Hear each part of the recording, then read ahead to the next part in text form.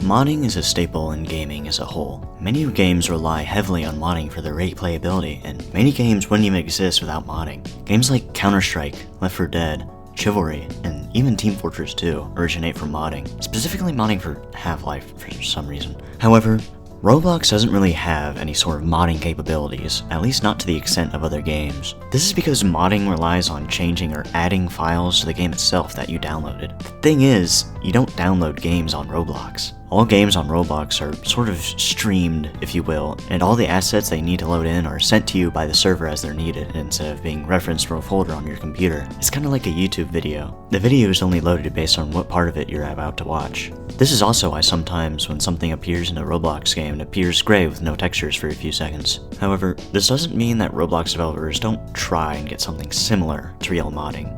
There are a few, and I mean a few, Roblox games that actually try and have some sort of custom community content akin to modding for their game. But on top of that, I've only found one game in the entirety of Roblox that can really be argued for being close to traditional modding. So for the purposes of this video, I'll be stretching the meaning of modding to more so mean in-game user-generated content. I know it might seem a little clickbaity, but it's not just about the base systems or basic concept of modding. It's about the essence or the soul of the art. It's not just about putting new files into your game folder. It's about expressing your imagination and interests through creative mediums in a similar vein to what modders do.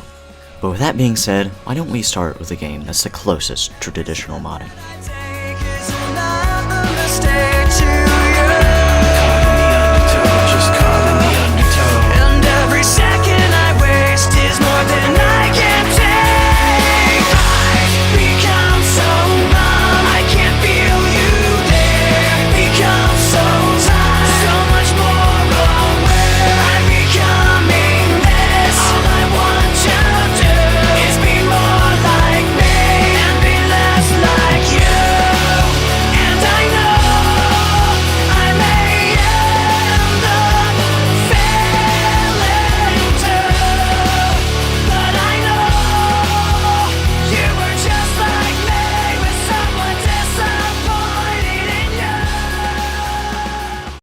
Copies of games on Roblox have always been a strange case to me. On one hand, if you think the original game looks cool, but you don't have the money or specs to run it, then it's nice to have another option to choose from. But on the other hand, they're usually just worse versions of the original game. And I've always thought it'd be neat if games like TC2 had more of an identity than it's TF2 but for poor people. But who cares how some Roblox game compares to one of the longest living multiplayer shooters ever, and how it tries to stand out in its own way and tries to improve itself upon the original game's pitfalls. PartyPug TV already made a video about that. All we care about is the modding support.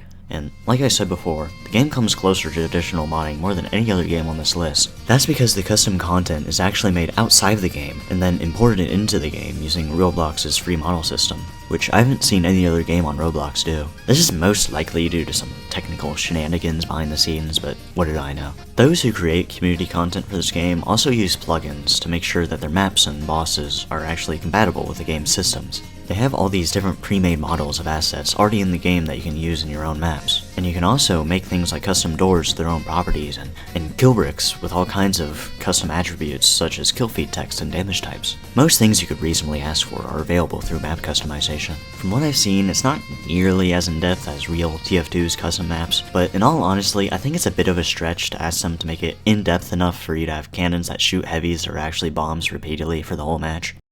I digress. There's also boss customization. The game has its own versus bosses mode, more akin to the community game mode rather than the official VScript version. The bosses are more so just regular classes restricted to melee with their health increase and also given some basic movement and rage abilities. This is opposed to the official version, which gives the boss many different movement and damage abilities that can combo into each other rather than just punching people for all your damage. However, the community version has a bunch of different bosses, while the official VScript version only has one. I think it'd be cool if you could manage to create custom abilities for your boss, akin to what Saxon Hale has in real TF2, but I can understand if that's too much of an endeavor. The customization that is given for custom bosses is pretty good, all things considered. It includes many different things, including all the cool new weapons that TC2 has that TF2 doesn't. They even give you Blender files with preset lighting that you can import your character model into, so you can get a render of your boss for the game's HUD that looks consistent with the game's art style. You get to change their health, their movement speed, their super jump cooldown, how fast they charge their rage meter, and so much more. However, one thing I thought was weird is that you can't lock bosses to specific maps. You also can't give them minions or henchmen like some of TC2's official bosses. This is really disappointing to me, as it seems like such an easy thing to implement, but it just hasn't been. I get if adding something like custom abilities like the projectiles and whatnot would be hard to implement because you'd have to add some way to go through all the trouble making a custom ability like that, but locking a boss to a specific map should not be hard. Another thing that's pretty weird to me is how much stuff that you're gonna want to know that just isn't documented anywhere. I looked at all the forums I could find and watched the only 2 videos on the subject on YouTube, and none of them said anything about how to customize kill bricks, doors, and other stuff to the extent that I see other creators do. There's also 100% some way to involve scripting because of whatever's going on in this guy's 2 fort. What? But I tried adding a script that would create a ball every few seconds on my map of Ray Lucaria, but it didn't seem to work. So you definitely can't just put in scripts verbatim and expect them to work. How do you know a script will work? No clue. The wiki says literally nothing about scripts other than the fact that they exist, kind of. But on another note, you know how kill bricks can have different damage types to affect the ragdoll differently? Well, none of the damage types are listed anywhere. I had to fish around other people's maps to see what the damage types were. And no, I'm not going to type in all the effects from the game and hope it's felt in the exact correct way the game wants you to in order for it to work. Same with the door customization. This guy managed to make these doors rotate, but there isn't any rotation variable in the door model the plugin gives you. I went into his map in Roblox Studio and saw that he added his own rotation value into the door model. How did he know this would work?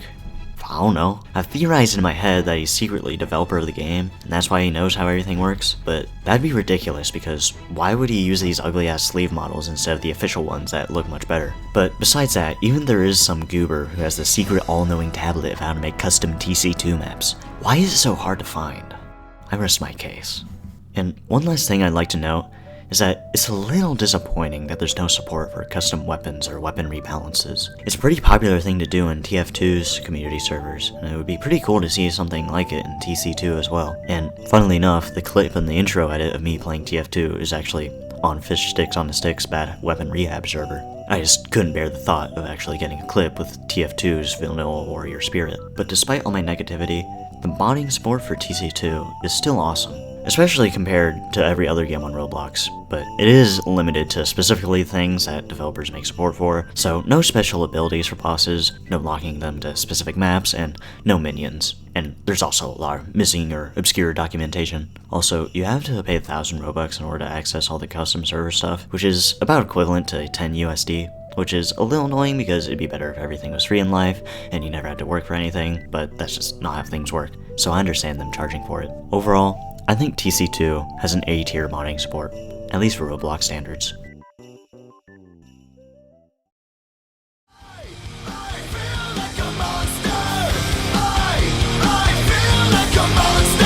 It's hiding in the dark, his teeth are razor sharp. There's no escape for me, it wants my soul, it wants my heart. No one can hear me scream, maybe it's just a dream. Maybe it's inside of me. Stop this monster, I feel it deep within.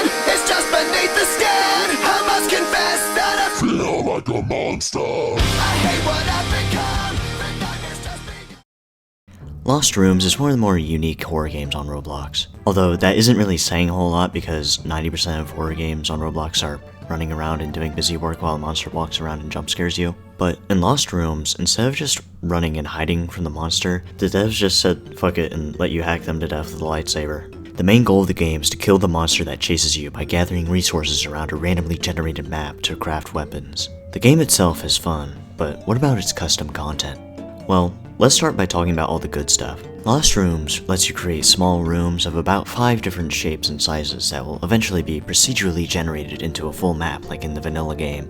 The game lets you customize each room pretty thoroughly to match whatever vibe you're going for. I've seen some people make their map more revolved around cramped hallways, while others go for more open maps where the monster could come from anywhere. You can also choose background music and so many other things that can affect the ambience. But on top of that, you can also make custom monsters. I was pretty shocked about the inclusion of this, not only because of having to make a custom model for your monster, but also getting to make completely custom animations for it as well. It's pretty in-depth, and you can even change the stats of your monster, as well as giving them custom traits or gimmicks. Unfortunately, however, just about none of it works properly. all the animations essentially erase themselves after being reloaded. The custom rig you're gonna have to make is almost certainly gonna break itself for some reason. The special room rules, such as monster spawn, safe room, and generator room, inexplicably never save. Well, technically they do, but the icon disappears, so it leads you to believe that it didn't save. But worst of all, the people actually playing the maps aren't having a great time either. An overwhelming majority of user-made maps just have no resources for some reason. The top rated and featured maps, most of the time, just don't include the game's most important mechanic. I don't know why people upvote these maps, but then again, the gameplay doesn't really vary all that much due to how little people actually touch the custom monster feature. But people refusing to make their own monsters is made worse by the fact that the default monster has 750 health and does 5 damage on every single difficulty.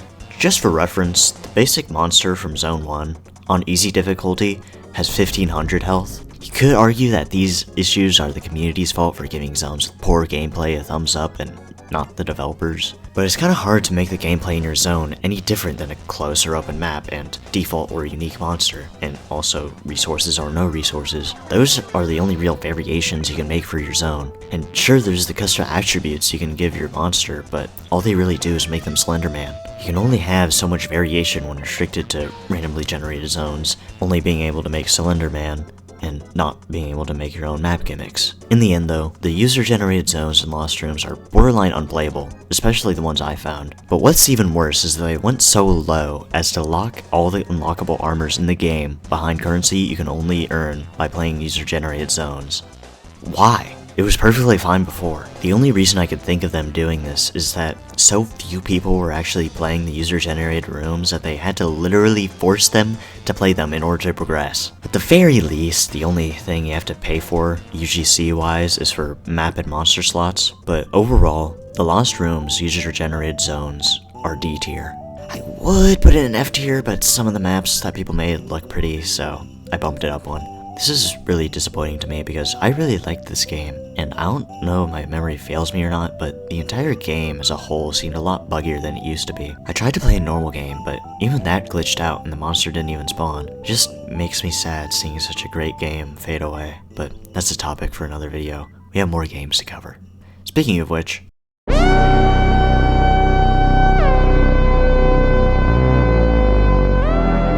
last but not least is Piggy. Piggy is 100% definitely the most popular game on this list. However, I was never really a huge fan of Piggy. Running around a map while finding stuff and evading a monster that one-shots you just didn't seem very engaging to me. But putting that aside, Piggy actually has really great modding support. All the previous games on this list always fell flat trying to stand up against some of the vanilla content, but some of the stuff I've seen in Piggy has surpassed the original game. Keyword some. Piggy gives you all kinds of different tools to create your own custom levels, some of which I had no idea about until I saw it in someone else's map. I was originally gonna write off Piggy as having base level custom content, but I was surprised seeing other people's creations. Specifically this Sonic.exe map. Admittedly, I was never really interested in Sonic.exe as a creepypasta, but the quality behind this map gave me quite a surprise. It wasn't just a generic run around and find stuff map like Vanilla Piggy. It actually had engaging gameplay, and a story being told throughout the whole map. And it even had a fucking boss fight that I immediately died to because I'm stupid, but ignore that. The guy who made the map even made a custom spectating system for his own map, so you could see the last guy standing beat the boss. Their overall map was extremely well made, and the tools that Piggy gives you were capable of making it happen. If only everybody else made maps like his. Yeah, everybody else just makes maps where you run around and find stuff, kinda like Vanilla Piggy. I won't hold it against them too much, but personally I just don't find that kind of gameplay interesting. But still, the creative tools given to you by the developers let you create things that go beyond the standard of running around and finding stuff. It's not always about what you have, but what you have the potential to get.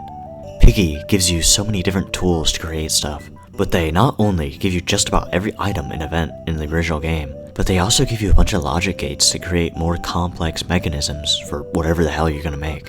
They even give you a fucking fighter jet that drops down airstrikes. I, admittedly, haven't played a whole lot of Piggy, so I don't know if this is in the vanilla game or not, but this is still pretty crazy. And the best part is that it's all completely free. Piggy's build mode is almost perfect. However, there are inevitably a few things I have issues with because nothing can ever be perfect. Piggy likes to restrict you to these giant blocks the size of your character for some reason. I'm not really sure why they do this other than maybe it being easier to handle for little kids. It's still annoying though because all the maps in Vanilla Piggy have smaller shapes and the big blocks prevent you from making your own models of things like furniture. And you're sort of forced to use the tables and chairs and cars and other models that have Piggy's default Roblox cartoony style. It also doesn't help that some objects like doors and vents that line up better with the thin walls that they give you, while other objects like crash blocks line up better with solid blocks. So you'll have to mix and match however you see fit. On another note, there doesn't seem to be any way to put custom decals on an object. I know there's a pretty decent reason to not allow decals, that being all the heinous stuff that doesn't get properly moderated on Roblox, but it's still a pretty big hindrance to your options when making a custom map. I also wish there was a way to make monsters more unique gameplay-wise other than walk speed and movement behavior. I know they don't really do this in Vanilla Piggy, but they do it in the original Granny games, and it adds a lot to those games, so I think it could add a lot to Piggy's build mode too, and probably also Piggy in general. Stuff like how Grandpa and Granny 2 would shoot you with a shotgun, and you had to duck under the blast. It doesn't have to be something crazy like how he checks cameras occasionally, although that would be cool too. Also, the cutscene system is a little confusing and a little buggy, but other than that, Piggy's custom build mode is amazing. It's nice to see such a niche feature make it into such a massive game. Overall, I think Piggy's build mode is at the very top of A tier. It would be S tier if it weren't for the big blocks thing. And that's all the games I know that have something close enough to be considered modding. Well, I know more Roblox games out there with similar user-generated content, but this is all I wanted to show for this video. I know this video's taken too long to come out, but I've just been stuck up with stuff like school and my own personal life. I admittedly haven't been spending 100% of my free time towards making this video, but I'm putting as much effort as I'm willing to still enjoy making videos. As of right now, I only really make these videos because I enjoy doing it. If this is all I was doing non-stop, then I'd kinda suck the joy out of it, and I hope y'all understand where I'm coming from. But if y'all know any games with good modding support or in-game user-generated content systems like this, please let me know. I'd really like to see more Roblox games with these kinds of community content support, but they're very few and far between. I'd love to see if there are any I don't know about in the comment section, but do be aware that not all the ones I know are mentioned in this video, so if I ever make a sequel or something, they'll be included. I hope to see more stuff like Typical Colors 2 and not so much stuff that just lets you place blocks, but those should still be appreciated, as they're rare too. Anyways, like and subscribe or whatever. See you soon, raccoons.